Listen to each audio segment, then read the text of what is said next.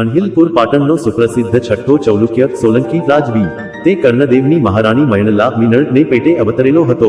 પ્રબંધ ચિંતામણી માં જણાવ્યા પ્રમાણે જયસિંહ 3 વર્ષનો હતો ત્યારે રાજસભાના સિંહાસન ઉપર ચડી બેઠો. એને સુમુહૂર્ત ગણી કરને જયસિંહનો રાજ્યાભિષેક 1094 કરેલો અને પોતે સાબરમતીને તીરે આવેલા આશાવલમાં આવ્યો ને ત્યાં વર્ચસ જમાવી આશાવલને પશ્ચિમ ભાગે અડીને આવેલી સાબરમતીના કાંઠા સુધીની ખુલ્લી પડેલી આજના જમાલપુરની જમીનમાં કર્ણાવતી નગર વસાવ્યું.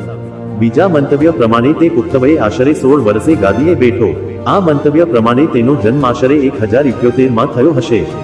દક્ષિણ ભાગે કર્ણસાગર આજનું કાંકરિયું, કર્ણેશ્વર આજના કર્ણમુક્તેશ્વર મહાદેવનું મંદિર અને નદીના પશ્ચિમ કાંઠે જયંતી દેવીનું મંદિર આજના સંસ્કાર કેન્દ્રની જમીન ઉપર તૈયાર કરાવી ત્યાં રહી જીવન ગુજારતો રહ્યો. મયણલાએ બાળ જયસિંહને ઉછેર્યો. કર્ણના ભત્રીજા દેવપ્રસાદના પુત્ર જયસિંહ દેવે પોતાના પુત્રની જેમ જયસિંહને શાસકીય શિક્ષણથી સમૃદ્ધ કર્યો. એ સમયે મંત્રી પદે સાંતુ મહેતા નામનો વણિક હતો. જયસિંહના સમયમાં ચુડાસમાઓની રાજધાની વંથળીમાંથી જૂનાગઢ એ વખતના સોનરેવાના બંને કાંઠા ઉપરના ગિરિનગરમાં આવી હતી. સૌરાષ્ટ્રમાં ચુડાસમા રાજવીઓ પ્રબળ હતા તેથી ચૌલુક્યો અને ચુડાસમાઓ વચ્ચે સંઘર્ષ થયા કરતો. જૂનાગઢના રા ખેંગારની પ્રતિજ્ઞા હતી કે એકવાર પાટણનો દરવાજો તોડવો.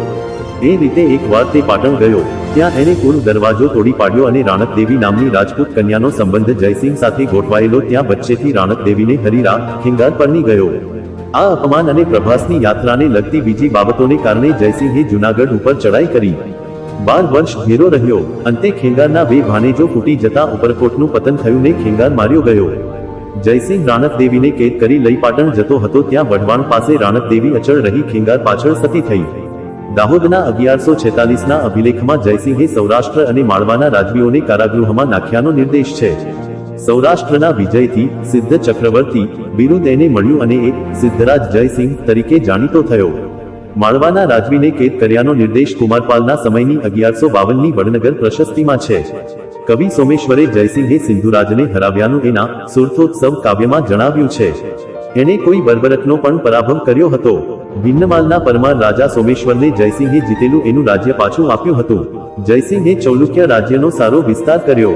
સાંસ્કૃતિક સિદ્ધિઓ પણ એના સમયમાં ઘણી વધી. ધંધુકાના મૂળ વતની આચાર્ય હેમચંદ્રસુરી અને સોમેશ્વર જેવા મહાવિદ્વાનોને એના સમયમાં પ્રબળ પોષણ મળ્યું હતું. વિવિધ વિષયોના સંસ્કૃત ગ્રંથોની રચનાઓ આ અને બીજા વિદ્વાનોએ એના સમયમાં સાધી. ધર્મ તથા વિદ્યાકલાને ટોચ પર લાવનારા રાજવીને માટે કરદૂત ખભંજન વિક્રમાદિત્ય પર હતું તેવું માન લોકોને હતું.